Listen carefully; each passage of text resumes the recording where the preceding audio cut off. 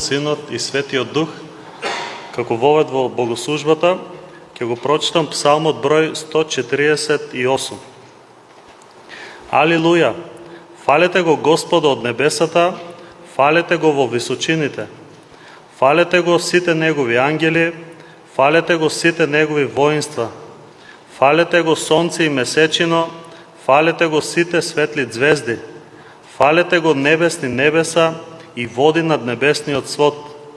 Нека го фалат Господовото име, зашто тој заповеда и се создаде. Ги постави за секогаш и довека, според закон што нема да помине. Фалете го Господа од земјата, морски чудовишта и сите бездни, оган и град, снег и магла, виорен ветер што го исполнува неговото слово. Планини и сите ридови, плодоносни стебла и сите кедрови, зверови и сите животни, лазачи и крилати птици, земски цареви и сите народи, кнезови и земски судии, момчиња и девици, старци со децата заедно. Сите нека го фалат Господовото име, зашто единствено неговото име е возвишено. Неговата слава е над земјата и небото, тој ја подкрива силата на својот народ, тој ги прославува своите свети, Израелевите синови, народ што му е близок. Алилуја! Нека да го прославиме Господа со песната број 17, о нека цел свет дигне глас кон Бога, славен цар и спас.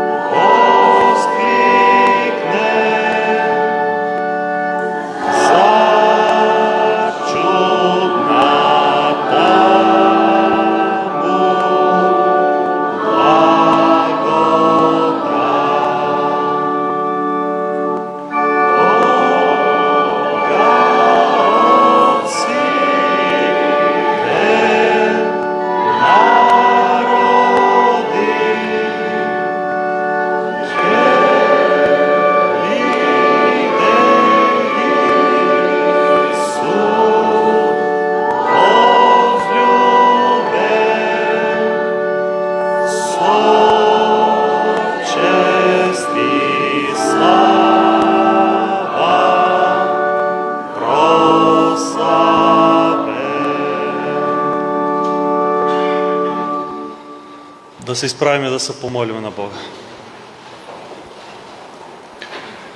Татко наш небесен, еве и во ова ново утро кое што ни е подарено од Тебе, Татко, доаѓаме во Твојот дом, како заедница, како Твоја црква, да Ти отдадеме на Тебе, Господи, славата, честа, Господи, нашето славење, нашата благодарност, бидејќи, Господи, Ти си нашиот Творец, заради Тебе постоиме, заради Тебе, Татко, ние се движиме, ние дишиме, го имаме нашиот живот на оваа земја, кој што Ти ни го имаш подарено. И сите благослови, Господи, како храна, како облека, и се, Господи, што е потребно за нашиот живот, Ти тоа го имаш осмислено и подарено на секој спрема можностите, ни имаш дадено различни дарови. И затоа, Господи, доаѓаме во Твојот дом да Ти искажеме благодарност, бидејќи секој добар и совршен дар доаѓа од небесата, од Твојот престол, Господи, каде што извира една многу голема благодат, каде што извира Твојата совршена љубов. Но, Господи, ние во овој свет често пати не сме доволно фокусирани, Господи, на Твојата волја, на тоа што Ти така милостиво ни даваш, на Твоето водство. Господи, за тоа Те молиме, очисти ги нашите срца, избистри го нашиот поглед, бидејќи гревот така брзо и така лесно ни го скренува нашето внимание, Господи, од Тебе, од Твоето Слово и од Твојата света и совршена волја. Господи, ово утро Ти повторно ја пружаш Твојата рака кон нас. Повторно, Господи, е Твојата покана отворена да дојдеме, да се измириме, Господи, да го побараме Твоето лице и да го бараме Твоето царство, кое што дојде и кое што ќе дојде во цела сила и во слава.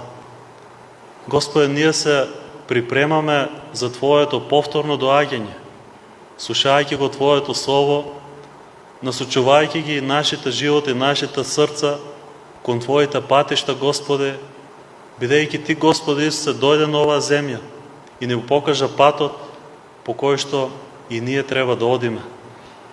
Затоа, Господи, Те молиме и во ово утро благослови го Твоето Слово, води на, Господи, во нашето размислување и се што правиме, Господи, и преку песна, и молитва, и слушање, и во разговорот, и во заедништвото што го имаме, се нека биде во името Исусово и за Твоја слава. Амин.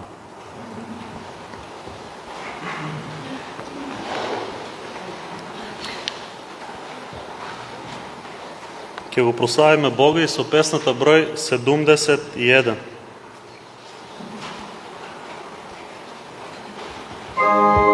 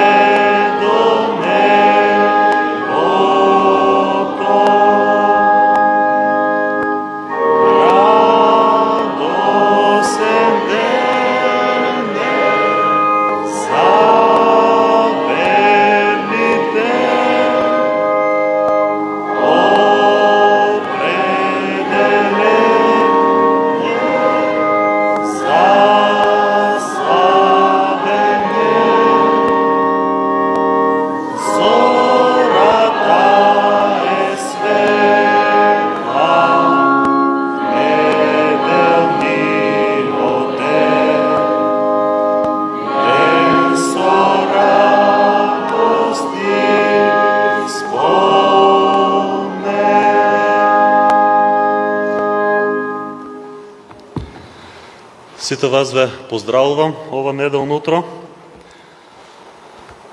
Особено братот Коста, што е помеѓу нас повторно и ќе го сподели Божјото Слово со нас, тоа што Господ му ставил на срце преку неговото писмо, да го сподели со сите нас и сите ние заеднички да се охрабриме и да се поучиме во патот Христов. Како вовет, во проповедта, ќе прочитам од посланието до Коринтијаните, првото послание, 15 глава, од 12 до 28 стих. Таму е запишено следното. Но ако се проповеда дека Христос воскресна од мртвите, како некои меѓу вас велат дека нема воскресение на мртвите? Ако нема воскресение на мртвите, тогаш ни Христос не воскреснал. А ако Христос не воскреснал, тогаш е празна нашата проповед, празна е и вашата вера. При тоа се наоѓаме и како лажни Божји сведоци, дека сведочиме за Бога, дека го воскреснал Христа, кого не го воскреснал. Ако навистина мртвите не воскреснуваат. Зашто, ако мртвите не воскреснуваат, ни Христос не воскреснал. А ако Христос не воскреснал, суетна е вашата вера, вие сте уште во вашите гревови. Тогаш и оние кои умреле во Христа загинале. Ако само во овој живот се надеваме на Христа, ние сме најнесрекни од сите луѓе. Но сега Христос воскресна од мртвите како првенец на оние кои умреле. Бидејќи смртта дојде преку човек, така преку еден човек дојде и воскресението од мртвите.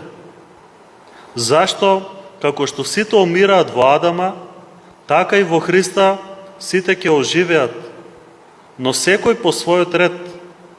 Првенец Христос, после оние кои се Христови, во времето на неговото доаѓање, тогаш доаѓа крајот, кога ќе му го предаде царството на Бог и Таткото, откако ќе ги уништи секое началство и секоја власт и сила, зашто тој треба да царува, додека не ги положи сите своји непријатели под своите нозе. Смртта ќе биде уништена како последен непријател, зашто се покорил под неговите нозе. А кога вели дека е покорено се, јасно е дека е покорено се, освен оној кој му покорил се. Кога ќе му биде подчинето се, тогаш и самиот син ќе му се подчини на оној кој нему му подчинил се, за да биде Бог се во се. Повели.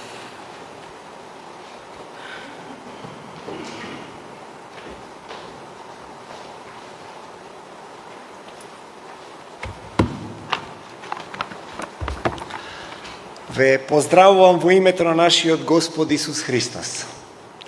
Голема радост е за мене да можам да бидам со оваа заедница на верници во Колешино и да споделиме заедно, да го славиме Бога заедно, да му пееме на Бога заедно, да се храниме од Неговото Слово заедно, да се молиме заедно и да го живееме христијанскиот живот заедно како пример за многумина тука, на ова место, низ Македонија и зошто да не, низ целиот свет.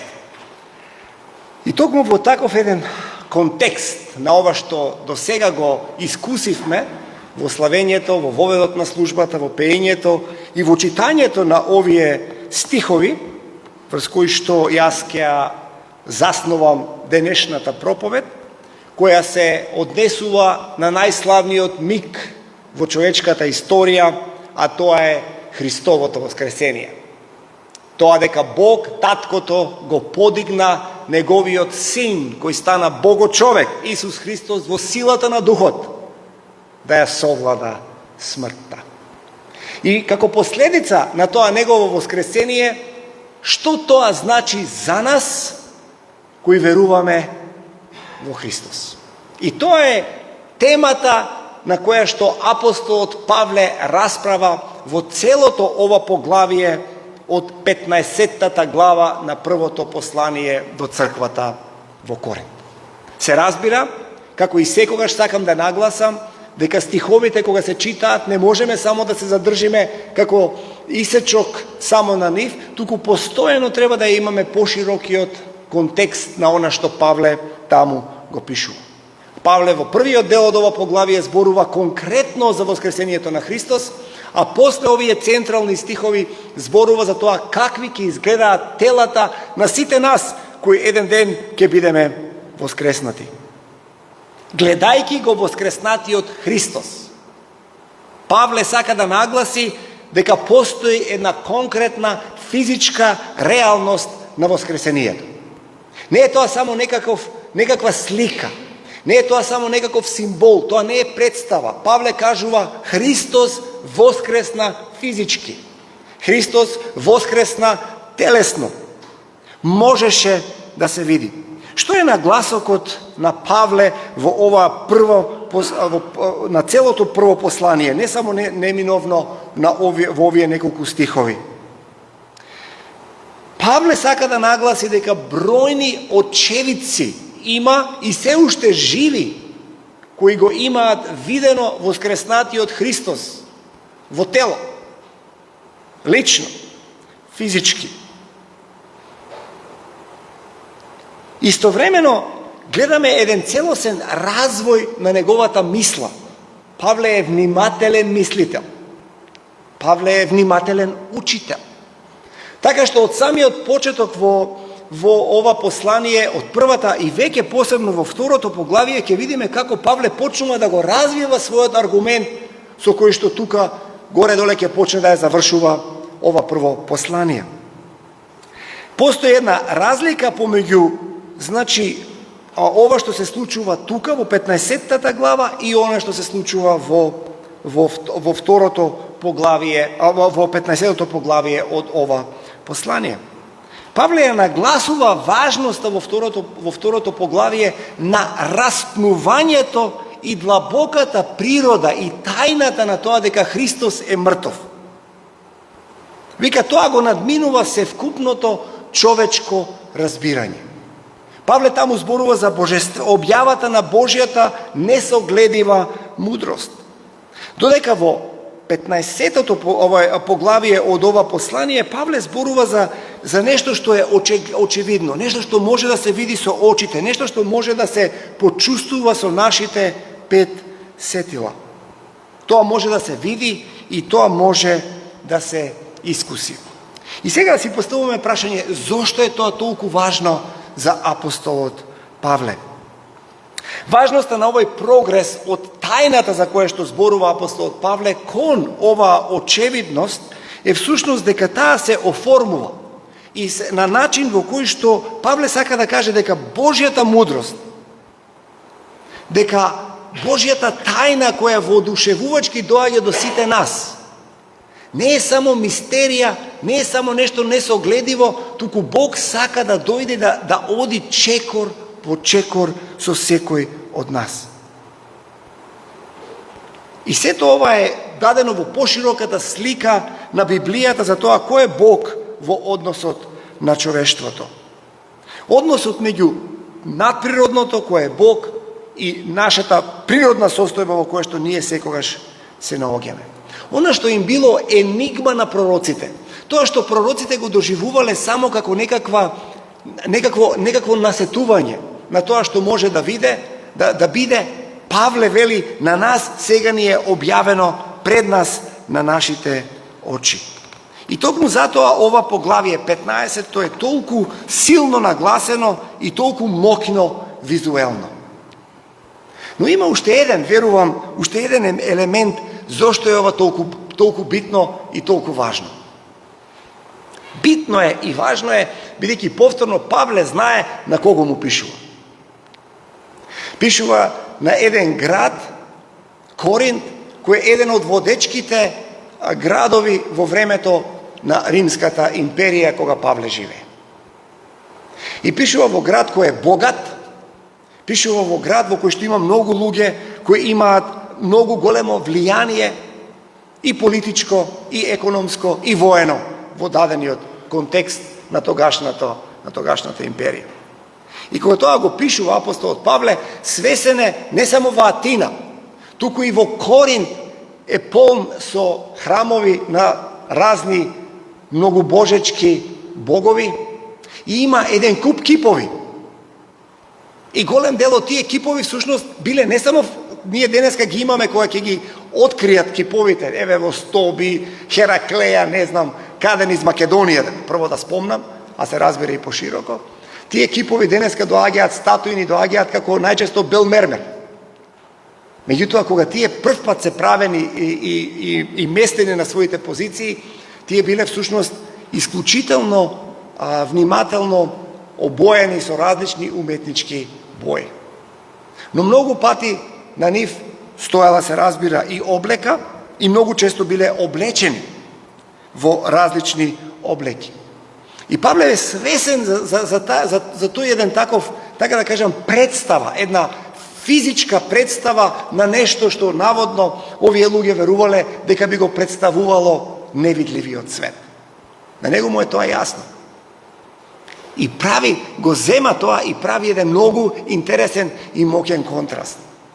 И вели, еве ги боговите на кои што им се поклонувавте до пред некое време. Еве ги физички околу вас, различни статуи и различни кипови. Еве ги овие метафори за кои што вие велите, ова е Зевс, ова е Атина, ова е Хера, ова е Хефастес и така натаму и така натаму. Ова е Дионис. Но јас сакам да ви кажам нешто многу помокно. А тоа е дека Бог облече човек врз себе. Бог го зема човештвото врз себе. Стана еден од нас. И на тој начин се манифестира меѓу луѓето. Овие богови, така наречени кипови, тие не се вистински богови.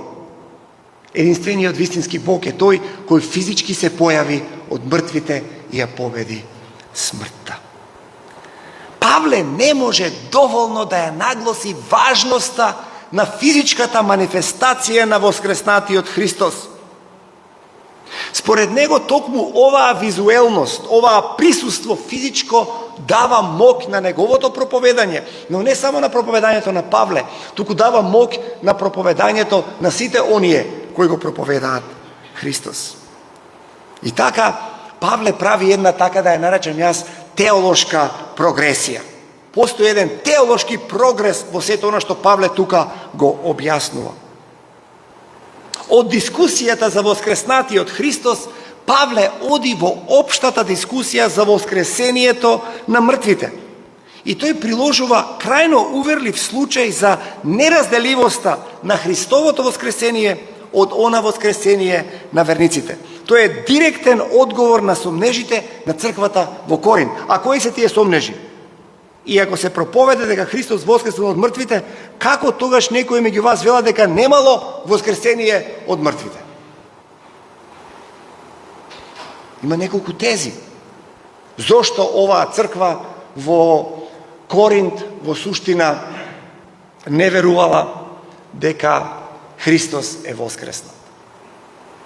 Јас нема да се задржам, имам многу различни тези. Токи се задржам на една конкретна или две, од кои што едната верувам дека е точната теза. Постои теза која вели дека веројатно Павле не разбрал кои се неговите противници и токму зашто не разбрал што тие поучуваат, погрешно кажува што тие нас не поучуваат. Тоа е една теза која е воспоставена некаде во средината на 60-тите години од некакви германски теолози и филозофи, меѓутоа до денешен ден ние знаеме недвосмислено дека оваа теза, така да се изразам народски, не држи вода. Павле многу јасно ги има разбрано своите противници и многу јасно што зборува и што сака да каже. Втората работа е дека во Коринт постои еден силен гностицизам. Она силен нагласак на дуализмот меѓу духовното и физичкото. Дека физичкото е пропадливо и не треба со него да се занимаваме, а ќе се нагласува само духовното. И тоа е учење, да, такво е, имало такво учење кое било многу опасно за христијанската црква, но не се појавило во првиот век. Нема гностицизам прав, развиен во првиот век. Тој почнува тек од вториот век натаму. Има уште една теза која што е општо денеска прифатена, а тоа е дека всушност христијаните во Коринт се толку убедени дека они се посебни што веруваат дека воскресението за нив веќе се случило. И друго воскресение нема да има. Дека веќе е реализирано за нив и сега тие веќе влегуваат во една таква конкретна состојба. И Павле сака токму посебно тоа да го нагласи и да каже дека ова е опасно учење и ова не е точно учење, ова е учење кое е поврзано, така да се изразиме со луѓе кои во суштина не се баш сигурни дали припаѓаат на една поширок круг на христијани или пак замислуваат за себе си дека тие се некаква, така да се изразам, посебна елита. И Павле сака да им нагласи, ако не постои вистинско, физичко, право воскресение од мртвите на верниците, тогаш јас сакам, вели Павле, да ве подсетам дека ни Христос веројатно не воскресна. Не веројатно, туку сигурно Христос не воскресна. А Христос, Павле вика, го видовме со своји очи. И вели, се објави на многумина, им се појави на апостолите, им се појави на многу други луѓе, некои од нив веќе заспани или починати, но многумина, додека јас, вели Павле, тоа го пишувам, се уште живи. И конечно вика, ми се објави и мене на онаа позната сцена на Савле, кој е на пат да стане Павле, која ќе се сретне со воскреснатиот Христос. И тука Павле сака да направи еден силна споредба за овој воскреснат Христос помеѓу Адам и самиот Христос. И Павле вели, како што целото човештво падна во грев под Адам, како што целото човештво стана смртно во самиот Адам, така целото човештво ќе воскресне во Христос. Ова е силен предизвик на тогашните разбирања, на тогашните особено филозофски сваќања за тоа како светот треба да изгледа. Бидејќи Павле вели, Бог преку Христос им стана се на сите луѓе. Бог всушност се поистоветува со нас. Бог е апсолутно различен од нас, но Бог прави или влегува во нашиот живот и прави една категоричка разлика во нашето постоење. Ние можеме да се менуваме кон подобро, ние можеме да стануваме се повеќе христолики и се побоголики можеме да стануваме. Ова е директен напад на така нареченото Платоново учење во кое што се смета дека битието е неменливо и ништо никогаш не може да се смени. Напротив, Павле нуди визија која Бог ја презема врз себе во разни улоги и влегува во разни односи. Врвниот пример на тоа дека нештата можат да се сменат е примерот на тоа дека Бог станал човек. Така според Павле, воскресението на човековите тела предпоставува нивна преобразба и исполнување на Божјата волја и замисла за човештвото и за вечното заедништво со него. И тука Павле воведува една многу убава споредба. Прекрасна споредба, особено за место во кое што ние се наоѓаме, Колешино, земјоделски крај. И јас верувам дека на најголем дел од вас не морам на вас да ви зборувам за семето и за плодот кој расте. И Павле тука го користи тој преубав пример. Вика, воскреснатите тела ќе доживеат една воодушевувачка преобразба која ќе се карактеризира со вечен живот, со возвишена блискост со Бога и со една несогледива сила. И ние сега можеме да седиме и да размислуваме, ама како е тоа можно? Што е тоа? Дали можеме да дојдеме барем блиску до замислата како би изгледала таа славна преобразба на нашите тела? И Павле вели, земете го за пример едно мало голо зрно. Што треба зрното да направи?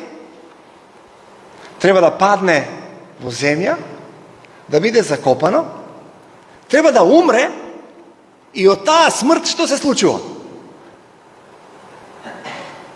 На вас, тука, на вас да ви кажувам што се случува. Па вие треба мене да ме учите.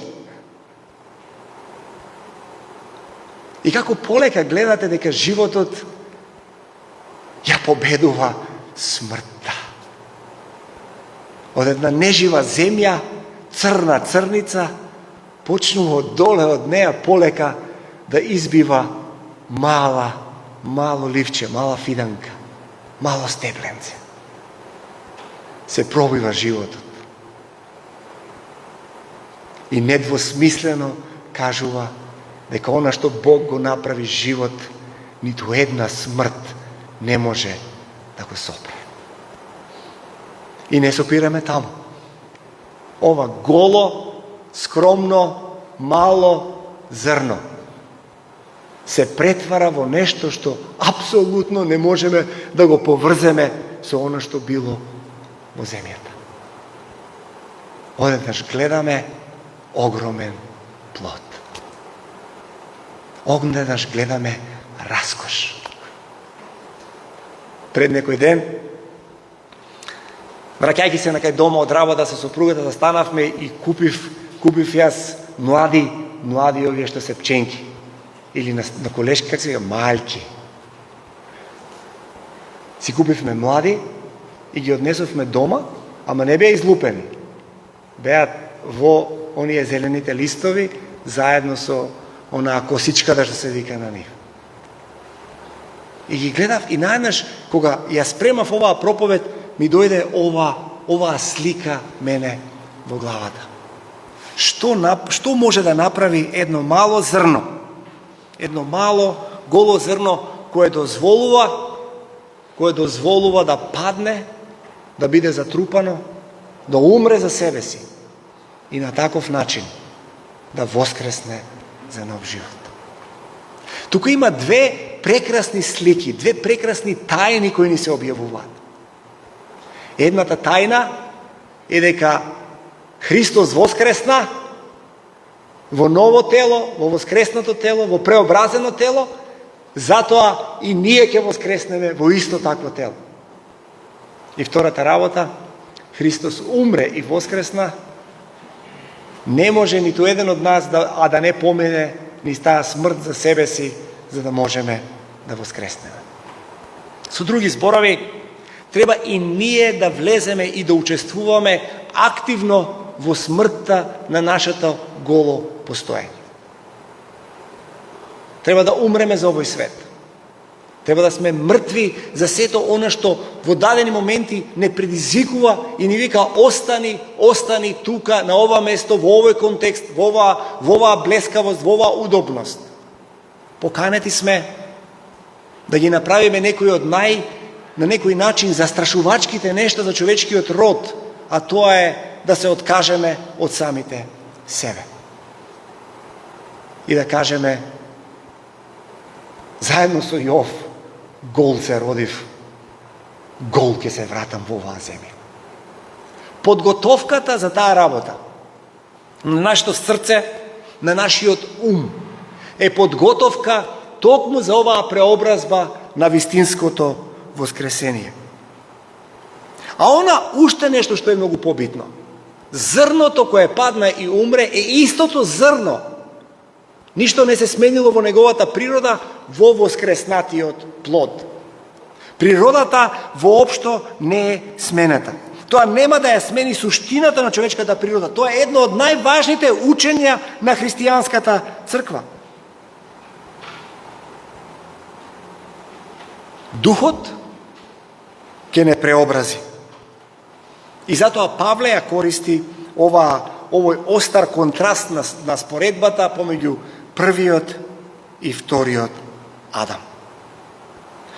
Но има уште нешто многу важно. А тоа е да не заборавиме дека всушност во нашиот случај умирањето на зрното е умирање во земјата затрупано под земја, физички, за да може да излезе. Во нашиот случај тоа е далеко од тоа така. Ние еден ден кога ќе починеме и еден ден чекаме воскресение, но во меѓувреме, додека учествуваме преку нашето крштевање и преку учеството во светата причест и преку учеството во црквата, ние сме повикани да го живееме животот на Христовото преобразување. Да го живееме животот на Христовото воскресение.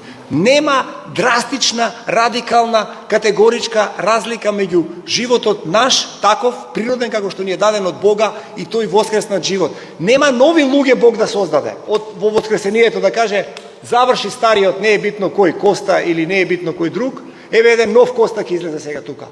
Нема никаква врска меѓу првиот и вториот. Не, воскресението значи дека има апсолутна органска врска меѓу нас, вакви какви што сме сега, и она што следи. И токму затоа треба да се погрижиме за нашето духовно, физичко, ментално и секакво друго здравје тука и сега на оваа земја, и тоа да го проповедаме на луѓето околу нас. Зашто првиот Адам, вели Павле, донесе смрт, но вториот Адам донесе живот. И токму е она, според мене, многу битен момент и многу важен момент. Зошто?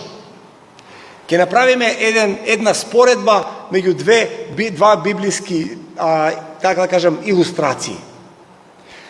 Едната доаѓа од Битие, првата книга Мојсеева 2.7, а другото доаѓа од Езекијел, пророкот 37. Кои се тие две слики кои ги имаме таму? Во првата слика, во Битие 2.7, имаме еден опис за тоа како Бог го создава човекот. И вели вака: и Господ Бог го создаде човекот од земен прав и му дувна во лицето дух животен, и човекот стана жива душа. Гледаме дека тука имаме една комбинација помеѓу она што е земно, земна прашина, и духот на Бога. Но ono što je mnogo bitno i mnogo и после нормално имаме од третата поглавие имаме приказната за падот на човекот во грев. И гледаме во тоа дека постои, дека човекот е создаден на таков начин од земја, така што самиот човек е веќе подложен на распадливост и на смрт од самото негово создавање.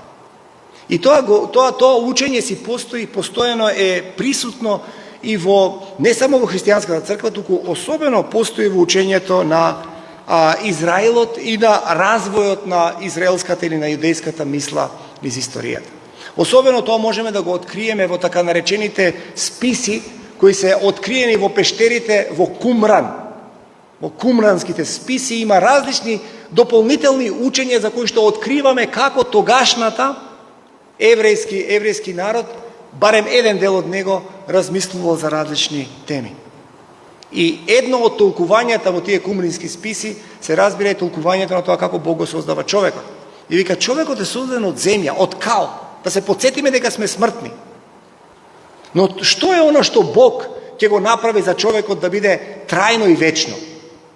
И тука тие го ја донесуваат во сликата, ја воведуваат приказот на Езекијел 37 глава. А што е приказот на Езекијел 37 глава? Бог му покажува долина со што? Со мртви коски и му поставува прашање: можат ли овие коски да живеат? А што одговара пророкот? Ти знаеш, Господе, дали можат да бидат живи. Земни сме, ограничени сме, смртни сме, слаби и нетрајни, времетрајни, привремени сме. Во нашата природа сме така дадени. Само Божиот дух не прави и не воведува во постоењето на неговата вечност. Можат ли овие коски да живеат? Пророкот му вели: знам, Господе, ти знаеш. И учењето апостол Павле е очигледно многу свесен за учењата на различните школи во тоа време кога тој поучува и кога тој живее. И тој самиот ги зема овие две слики. Сликата од Битие, првото поглавие во првата книга на Библијата, Постанок, прва книга Мојсеева, 27 и 37 поглавие од пророкот Езекијел. И тој самиот исто дава едно тука во овие стихови едно многу слично толкување. Преку Духот Божи влегуваме во вечниот живот кој Бог нам ни го ветува. И конечно, прашањето кое Павле го поставува е тогаш кога се ќе биде починато, последниот непријател ќе биде уништен, а последниот непријател е смртта. Зашто сите ги покори под нозете негови. А кога се вели се му е нему покорено, очевидно е дека се изостава оној кој му подчини се. Со други зборови, апостол Павле вели се му се подчинува на Бог, изворот на севкупното божество, на Бог Таткото, кој го дава Светиот Дух, преку него го воскреснува Христос, а во него воскреснуваме и ние. Што тоа треба на нас да ни каже денес?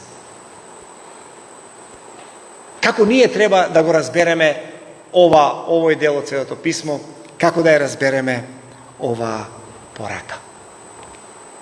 Светот е смртен. Светот околу нас се распаѓа и во многу што ние како човечки род учествуваме во неговото уништување. И многу пати, особено ние како мали поединци, се чувствуваме дека немаме баш никаква можност да направиме каква било разлика. И знаете што? Павле вика, така е. Смртни сме, ограничени, мали, земни, пропадливи и неважни сами по себе. Но тоа е само еден дел од приказната. Другата порака која Павле ја дава е вели вака: на таа кал, на таа прашина, на таа земна, на таа смртност, на таа пропадливост се давам лично себе си.